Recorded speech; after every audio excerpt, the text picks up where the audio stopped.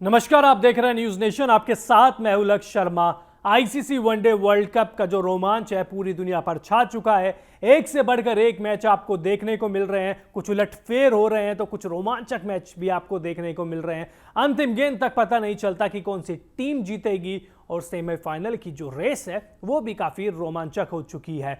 Team India 6 match में 6 जीत के साथ नंबर 1 पर के पायदान पर काबिज है। और अब जो 1 नवंबर को यानी कि 1 नवंबर को जो मैच खेला जाएगा उससे आपको आइडिया लग जाएगा कि सेमीफाइनल की रेस में जो नंबर 2 पर टीम रह सकती है वो कौन सी है, क्योंकि ये मैच खेला जाएगा साउथ अफ्रीका और न्यूजीलैंड के बीच में। एक तरफ जहां साउथ अफ्रीका जीत की हैट्रिक लगा चुकी है तो न्यूजीलैंड अपने पिछले दोनों मैच हार चुकी है। तो सारी चर्चा करेंगे, आपको पिच रिपोर्ट भी बताएंगे, आपको दोनों टीमों की संभावित प्लेइंग 11 भी बताएंगे, आपको हेड टू हेड भी बताएंगे और वेदर कंडीशन भी बताएंगे।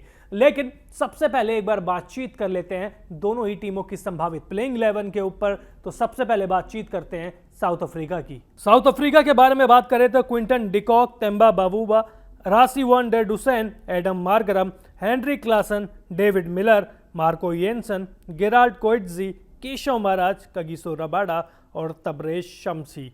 तो ये साउथ अफ्रीका की संभावित प्लेइंग 11। अब अगर न्यूजीलैंड के बारे में बातचीत करें तो Devon Conway, Will Young, Sachin Ravindra, Daryl Mitchell, Tom Latham, Glenn Phillips, Jimmy Neesham, Mitchell Santner, Matt Henry, Lockie Ferguson और ट्रेंट बोल्ट। ये दोनों टीमों की संभावित प्लेइंग 11। अब आपको पिच रिपोर्ट भी बताते हैं कि पुणे की जो महाराज क्रिकेट स्टेडियम की पिच है वो कैसी है। पुणे की पिच पर गेंदबाजों को मदद मिलती है, यहाँ पर स्पिनर्स के साथ साथ तेज गेंदबाजों को भी अच्छी खासी मदद मिलती है। इस वर्ल्ड कप में इस ग्राउंड पर 2 मैच हुए हैं, दोनों ही मैच चेस करने वाली टीम जीती है। आपको याद होगा भारत ने भी बांग्लादेश को हराया था और श्रीलंका ने हराया था, माफ कीजिएगा, अफगानिस्तान ने श्रीलंका को दी थी पटकनी। अब अगर हेड टू हेड मुकाबलों के बारे में बातचीत करें तो देखिए दोनों टीमों के बीच में 71 मैच हुए हैं, जिसमें से 41 मैच जीते हैं साउथ अफ्रीका ने, 25 मैच जीते हैं न्यूजीलैंड ने और 5 मैचों का जो नतीजा है वो नहीं निकल पाया है। तो अब आपको पिच रिपोर्ट भी बताई, अब आपको हेड टू हेड मुकाबले भी बताए, दोनों टीमों के संभावित प्लेइंग 11 भी बताई।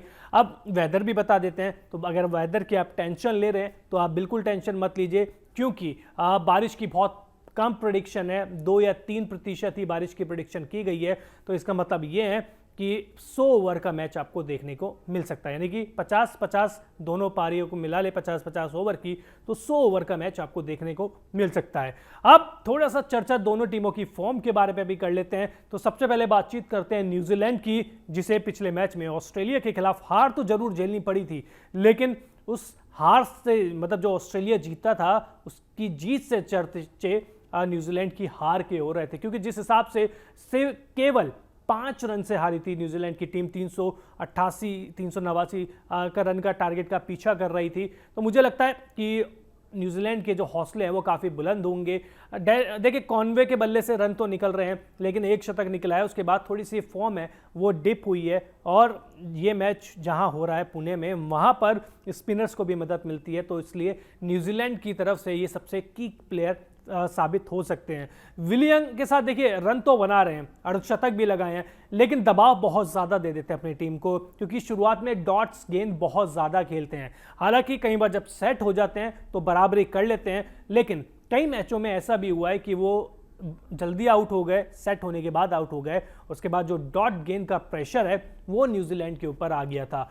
अगला नाम सचिन रविंद्र है, जिसके बारे में चर्चा करें तो क्या करें। इस वर्ल्ड कप में 2 शतक लगा चुके हैं और पिछले मैच में जब ऑस्ट्रेलिया के खिलाफ उतरे थे तो भी एक बेहतरीन शतक लगाया था, न्यूजीलैंड को गेम में बनाए रखा था। वो तो गलत टाइम पे आउट हो गए, नहीं तो न्यूजीलैंड को जीत दिलाकर ही वो वापस आते। इसके बाद मिचेल की बारी आती है। मिचेल के बल्ले से लगातार रन बन रहे हैं, जहां टॉप ऑर्डर में सचिन रन बना रहे हैं तो मिडिल ऑर्डर में जो मिचेल है वो लगातार रन बना रहे हैं। पिछले मैच में ऑस्ट्रेलिया के खिलाफ भी इन्होंने 54 रन की पारी खेली थी। इसके बाद टॉम लेथम, जो केन विलियमसन के नहीं खेलने के उसमें कर रहे हैं कप्तानी, प्रदर्शन एवरेज रहा है, ठीक ठाक रहा है, क्योंकि अब बल्ले से अर्धशतक तो निकले हैं लेकिन उस तरीके की इंपैक्टफुल पारी नहीं निकली है। ऑस्ट्रेलिया के खिलाफ भी जब टीम को जरूरत थी तो वो खराब एक रिवर्स स्वीप शॉट खेल के आउट हो गए, और उसके बाद जब टीम दबाव में आ गई थी तो उन्हें थोड़ा सा कप्तानी वाली पारी खेलनी होगी। नो डाउट बहुत टैलेंटेड खिलाड़ी है, स्पिन अच्छा खेलते हैं, तेज गेंदबाजी को भी अच्छा खेलते हैं, स्पिन में रिवर्स स्वीप भी अच्छा मारते हैं, स्वीप भी अच्छा मारते हैं, तो शॉट्स तो सारे हैं, लेकिन जो शॉट सिलेक्शन है वो इनको ठीक करना होगा। इसके बाद भी देखिए ग्लेन फिलिप्स गेंदबाजी में तो कमाल कर रहे हैं। ऑस्ट्रेलिया के खिलाफ अगर न्यूजीलैंड की वापसी हुई थी तो उनकी गेंदबाजी का ही कमाल था, जो 3 विकेट उन्होंने लिए थे, लेकिन ग्लेन फिलिप्स को अब बल्लेबाजी में भी कुछ कमाल करना होगा। जिस तरीके का उनका रोल दिया गया है, तूफानी वो बल्लेबाज है, तूफानी बल्लेबाजी वो कर सकते हैं, लेकिन इस वर्ल्ड कप में अब तक वो देखने को मिला नहीं है। तो उम्मीद करेंगे कि इस मैच में आपको फिलिप का तूफान भी आते हुए दिख जाए। इसके बाद जिमी नीशम, अगर न्यूजीलैंड इतने करीब पहुंचा था उस मैच का तो वो नीशम की वजह से था। हालांकि इतनी जो ऑस्ट्रेलिया इतना बड़ा स्कोर बना गया वो भी नीशम की वजह से था, क्योंकि 49वें ओवर में 27 रन पड़े थे नीशम के ओवर में, और वहीं से गेम पूरी तरीके से पलट गया था, लेकिन उसकी भरपाई उन्होंने कर दी थी। बल्लेबाजी में 58 रन बनाए थे, रन आउट हो गए, नहीं तो हो सकता था कि न्यूजीलैंड को मैच जिता ही देते। इसके बाद सेंटनर भी है, गेंदबाजी तो अच्छी कर रहे हैं, बल्लेबाजी भी ठीक ठाक कर रहे हैं, तो ये रोल अपना लगातार निभा रहे हैं। अच्छी गेंदबाजी मतलब इकोनॉमिकल भी कर रहे हैं और विकेट भी ले रहे हैं, तो कोई दिक्कत की बात नहीं है। मैट हेनरी के बाद आते हैं, बड़ी दिक्कत की बात है, क्योंकि ऑस्ट्रेलिया के खिलाफ जिस तरीके से इन्होंने शुरुआत दी थी, नो बॉल पे नो बॉल, वाइड गेंद, खराब गेंदबाजी, इन्होंने बेहद खराब गेंदबाजी करी थी, वहीं से ऑस्ट्रेलिया को मोमेंटम मिला था, और इसी का नतीजा था कि जो ऑस्ट्रेलिया शुरुआती 19 ओवर में ही 175 रन स्कोर बोर्ड पे टांग के बैठा हुआ था। ट्रेंट बॉल्ट भी टुकड़ों में अच्छा प्रदर्शन कर रहे हैं, अभी तक उस लेवल का प्रदर्शन नहीं आया जिसके लिए वो जाने जाते हैं। शुरुआत में विकेट चाहिए ट्रेंट बॉल्ट से, और वो अब तक नहीं आए हैं। उम्मीद करेंगे कि पुणे की पिच पे उनको मदद मिलेगी और वो वहां पर भी अच्छा प्रदर्शन करेंगे। वहीं दूसरी तरफ चलते हैं साउथ अफ्रीका की तरफ, तो देखिए डिकॉक इस वर्ल्ड कप में 3 शतक लगा चुके हैं, बेहद शानदार फॉर्म में है। ये वर्ल्ड कप उनका आखिरी वर्ल्ड कप होगा, इसके बाद वो वनडे फॉर्मेट में खेलेंगे नहीं, संन्यास ले चुके हैं। तो देखिए वो खुद बोल चुके हैं कि इस वर्ल्ड कप को मैं यादगार बनाना चाहता हूं, तो यादगार बनाने के लिए जो काम करना चाहिए वो कर भी रहे हैं, लगातार रन बना रहे हैं। दूसरी तरफ जो उनके जोड़ीदार है कप्तान टिम्बा बवुआ, उनको अपनी जिम्मेदारी समझनी होगी। वो कब रन बनाएंगे पता नहीं। कप्तानी अच्छी कर रहे हैं, नो डाउट कप्तानी बहुत अच्छी कर रहे हैं, लेकिन उनका पहला रोल है बल्लेबाजी का, वो उसमें बुरी तरीके से फेल रहे हैं, और उनकी जगह जो बाहर है उनकी वजह से वो है हेंड्रिक्स, जो इस टूर्नामेंट में अर्धशतक लगा चुके हैं। इसके बाद वैन डर डुसेन आते हैं, वो शुरुआत उन्होंने बेहद अच्छी करी थी, लेकिन उसके बाद उनका प्रदर्शन डिप रहा है। जैसे ही स्पिनर आते हैं वो फंस जाते हैं, और शुरुआत में ना जाने पता नहीं क्यों वो डॉट गेंद बहुत ज़्यादा खेलने लग गए। वो उनका गेम तो नहीं है, लेकिन इस वर्ल्ड कप में देखने को आया है कि वो डॉट गेंद ज़्यादा खेल रहे हैं, शुरुआत में दबाव बहुत ज़्यादा ले रहे हैं अपने ऊपर।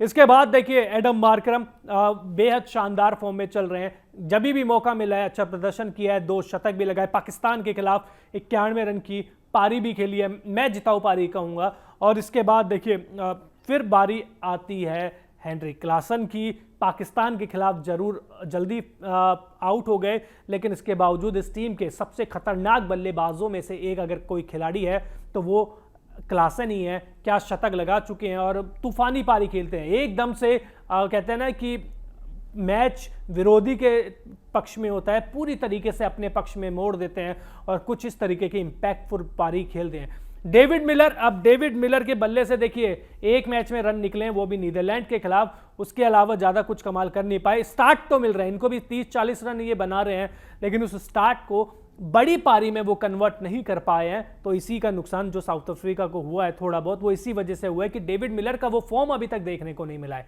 इसके बाद गेंदबाजी आ जाती है, देखिए गेंदबाजी अच्छी खासी हुई है, रबाडा अच्छी गेंदबाजी कर रहे हैं, स्पिनर्स में चाहे तबरेज शमसी हो चाहे केशव महाराज हो, दोनों ही अच्छी गेंदबाजी कर रहे हैं। तबरेज शमसी ने पाकिस्तान के खिलाफ 4 विकेट लिए थे। कोर्टसी रन तो दे रहे हैं, देखिए इकोनॉमी बहुत हाई है उनकी, 6 रन प्रति ओवर से ज़्यादा की है, लेकिन इसके साथ ही विकेट टेकर है, रन जरूर दे रहे हैं लेकिन विकेट भी ले रहे हैं, और यही रोल शायद टीम मैनेजमेंट ने उनको दिया हुआ है कि आप भले ही थोड़े से रन ज़्यादा दे दीजिए, लेकिन जो विकेट है वो लगातार अंतराल में आप लेते रहें। तो गेंदबाजी काफी सॉर्ट आउट लग रही है। अब आप कमेंट बॉक्स में आप ये बताइए कि New Zealand versus south Africa Pune में जब भिड़ेंगे तो कौन सी टीम आपको मजबूत दिख रही है? क्या साउथ अफ्रीका जीत के साथ सेमीफाइनल की रेस में और ऊपर चला जाएगा? क्या न्यूजीलैंड जो जीत का रथ चल रहा था और बीच में जो हार के कुछ मैचेस आ गए हैं, क्या उसको बदलकर दोबारा से जीत के रथ पर सवार हो पाएगा?